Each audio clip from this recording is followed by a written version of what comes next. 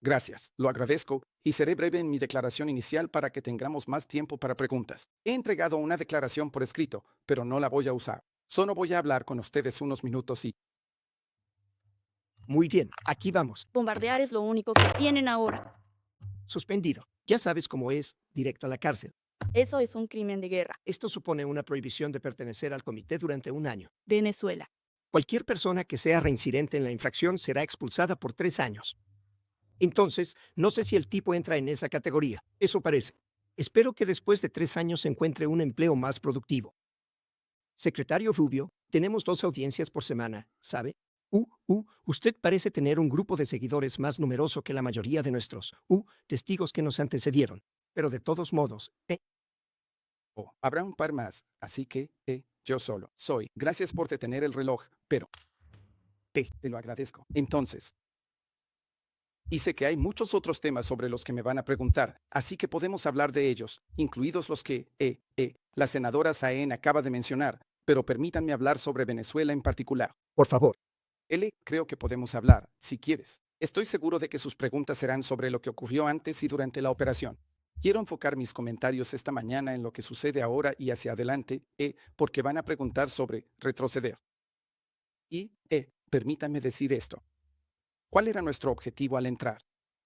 Teníamos, en nuestro hemisferio, un régimen dirigido por un narcotraficante acusado que se convirtió en una base de operaciones para prácticamente todos los competidores, adversarios y enemigos del mundo. Para Irán, su principal punto de operaciones en el hemisferio occidental era Venezuela. Para Rusia, su principal base de operaciones en el hemisferio occidental, junto con Cuba y Nicaragua, era Venezuela. En el caso de China, China estaba recibiendo petróleo con un enorme descuento de unos $20 por barril. Y ni siquiera estaban pagando dinero por él. Se estaba usando para pagar la deuda que les debían. Este es el petróleo del pueblo de Venezuela y se le estaba entregando a los chinos como trueque con un 20%. Un descuento de $20 por barril en algunos casos. Así que básicamente tenías a tres de nuestros principales adversarios en el mundo operando desde nuestro hemisferio, desde ese lugar.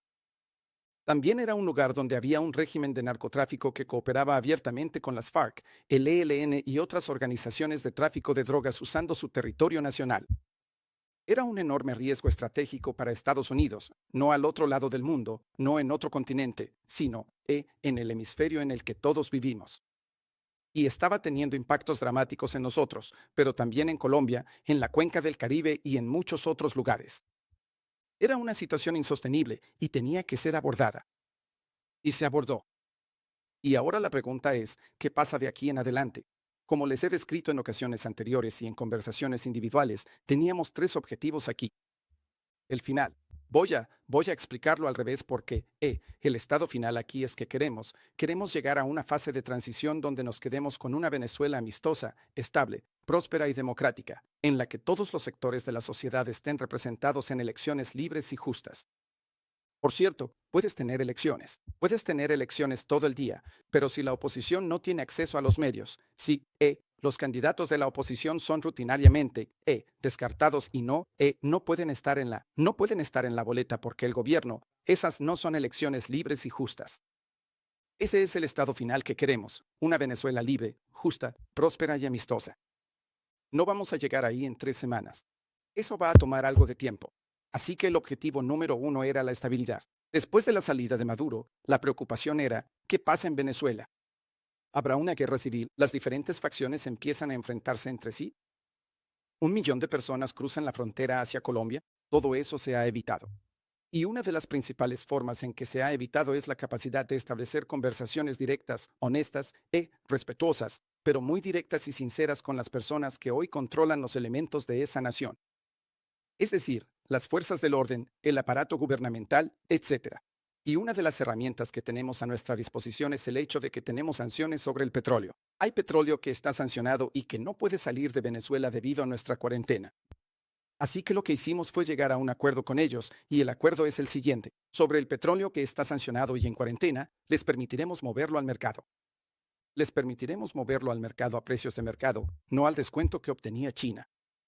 A cambio, los fondos de eso se depositarán en una cuenta sobre la cual tendremos supervisión y ustedes gastarán ese dinero en beneficio del pueblo venezolano. ¿Por qué era eso importante? Venezuela se estaba quedando sin capacidad de almacenamiento, ¿ok? Estaban produciendo petróleo, estaban perforando petróleo, no tenían dónde ponerlo, no tenían dónde moverlo y estaban enfrentando una crisis fiscal. Necesitaban dinero de inmediato para financiar a los policías, los trabajadores de saneamiento, las operaciones diarias del gobierno. Así que hemos podido crear un mecanismo a corto plazo. Este no va a ser el mecanismo permanente. Pero este es un mecanismo a corto plazo en el que se pueden cubrir las necesidades del pueblo venezolano a través de un proceso que hemos creado, donde ellos presentarán cada mes un presupuesto de esto es lo que necesitamos financiar. Les indicaremos de antemano para que no se puede usar ese dinero. Y han sido muy cooperativos en este sentido. De hecho, se han comprometido a usar una cantidad considerable de esos fondos para comprar medicinas y equipos directamente de Estados Unidos, como por ejemplo, de hecho, una de las cosas que necesitan es diluentan o diluentan, dependiendo de cómo lo quieras pronunciar. Y eso básicamente es el crudo ligero que necesitan mezclar con su crudo pesado para que el petróleo pueda mezclarse y transportarse. Ellos están obteniendo. Antes obtenían el 100% de eso de Rusia. Ahora están obteniendo el 100% de eso de Estados Unidos. Así que Inc. Estamos usando ese mecanismo a corto plazo tanto para estabilizar el país como para asegurarnos de que los ingresos petroleros que actualmente se están generando a través de las licencias que ahora comenzaremos a emitir sobre este petróleo sancionado vayan en beneficio del pueblo venezolano y no para financiar el sistema que existía en el pasado. La segunda es una etapa de recuperación y esa es la fase en la que quieres ver una industria petrolera normalizada.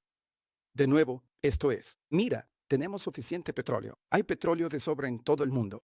Canadá produce crudo pesado, así que no es como si el petróleo de Venezuela fuera único en ese sentido, a pesar de que tienen las mayores reservas conocidas del mundo. No es insustituible, pero entendemos que esa es la línea de vida. Sus recursos naturales son lo que va a permitir que Venezuela sea estable y próspera en el futuro. Y por eso hemos creado él. Lo que esperamos hacer es pasar a un mecanismo que permita que eso se venda de manera normal, como en una industria petrolera normal, no una dominada por compadres, ni por el soborno y la corrupción. En ese sentido, las autoridades allí merecen algo de reconocimiento. Han aprobado una nueva ley de hidrocarburos que básicamente elimina muchas de las restricciones de la era de Chávez sobre la inversión privada en la industria petrolera. Probablemente no llega lo suficientemente lejos como para atraer la inversión necesaria, pero es un gran avance comparado con donde estaban hace 3 semanas, así que eso es un cambio importante. Podemos abordar algunos de los otros componentes, pero se me va a acabar el tiempo. Pero una de las partes de la fase de transición o de la fase de recuperación es empezar a crear espacio para que diferentes voces dentro de la política venezolana tengan la posibilidad de expresarse. Parte de eso es la liberación de presos políticos, que según algunas estimaciones llegan hasta 2000. Los están liberando. Probablemente los están liberando más lento de lo que me gustaría, pero los están liberando. De hecho, algunas personas liberadas ya participan en la vida política del país. Aún queda mucho por hacer. Mira, podemos detallar esto luego.